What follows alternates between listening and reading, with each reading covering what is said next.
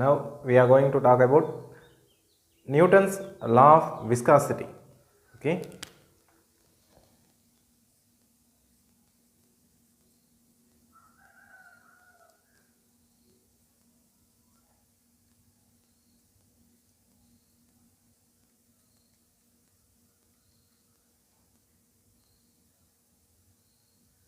Okay. According to Newton's law of viscosity, the ratio between the shear stress and the rate of shear strain will be a constant. Okay. So the ratio between shear stress is nothing but tau, right?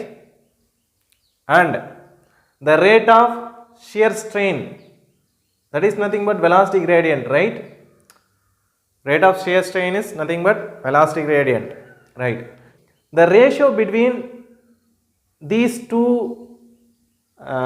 variables, it will be a constant at any instant.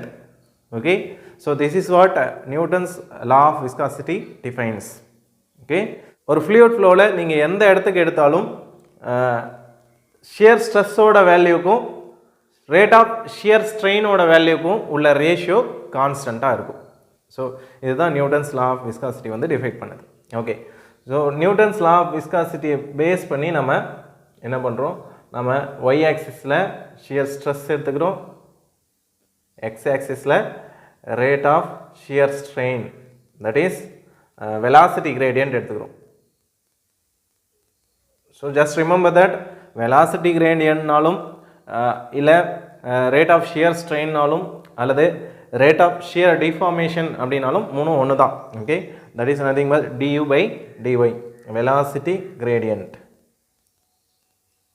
Okay, right. நான் x ஆக்சிஸில் இதை எடுத்துக்கிறேன்.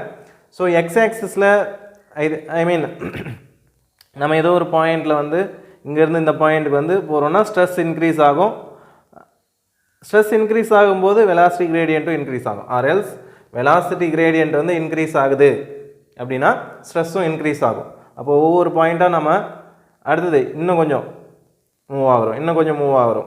Okay, so இப்படி எடுத்து ஒரு graph flat பண்ணோன்னா நமக்கு கிடைக்கக்கூடிய graph வந்து ஒரு ஸ்ட்ரைட் லைனாக கிடைக்கும். நியூட்டன்ஸ் லா ஆஃப் விஸ்காசிட்டியை ஒபே பண்ணுற ஃப்ளூயிடுக்கு வந்து நம்ம கிராஃப் போட்டோம்னா. ஓகே, ஸோ அப்போ இந்த ஸ்லோப் எப்போவுமே எப்படி இருக்கும், கான்ஸ்டண்ட்டாக இருக்கும். நீங்கள் எந்த இடத்துல ஸ்லோப் போட்டாலும், எந்த பாயிண்ட் ரெண்டு பாயிண்ட்டுக்கு இடையில் ஸ்லோப் எடுத்தாலும் it will be a constant. Okay, அந்த ஸ்லோப்போட வேல்யூ கண்டிப்பாக கான்ஸ்டண்ட்டாக இருக்கும். the slope is nothing but tau by du by dy. Okay, so இதுதான் ஸ்லோப் இல்லையா, இந்த ஸ்லோப்போட வேல்யூ கான்ஸ்டண்ட்டாக இருக்கும் தான் நியூட்டன்ஸ் லா ஆஃப் விஸ்காசிட்டி வந்து டிஃபைன் பண்ணுது. ஓகே, நவ் இந்த நியூட்டன்ஸ் லா ஆஃப் விஸ்காசிட்டியை ஒபே பண்ணக்கூடிய ஃப்ளூயிட் எல்லாமே Newtonian fluids, and Newton's law of விஸ்காசிட்டியை வந்து ஒபே பண்ணாத ஃப்ளூயிட்ஸ் எல்லாமே நான் நியூட்டோனியன் ஃப்ளூயிட்ஸ் நம்ம பார்த்துருப்போம். ஓகே, வாட்டர் அப்படின்னு எடுத்துட்டோன்னா அது Newtonian fluid, it obeys the Newton's law of viscosity. Okay, and mineral oils, நம்ம வீட்டில் சமைக்கிற எண்ணெய், இந்த மினரல் ஆயில்ஸ்லாம் எடுத்துக்கிட்டோன்னா it obeys Newton's law of viscosity, right. And non Newtonian fluids அப்படின்னு எடுத்துக்கிட்டீங்கன்னா நம்ம human blood, so it is a non Newtonian fluid, it does not obey the Newton's law of viscosity. So நம்மளோட அடுத்த வீடியோவில் என்ன பார்க்க போகிறோம் அப்படின்னா நியூட்டோனியன் ஃப்ளூயிட்ஸ் என்னென்ன, ஸோ அதை எப்படி பிஹேவ் பண்ணும், நான் நியூட்டோனியன் ஃப்ளூயிட்ஸ் என்னென்ன, அதை எப்படி பிஹேவ் பண்ணும்.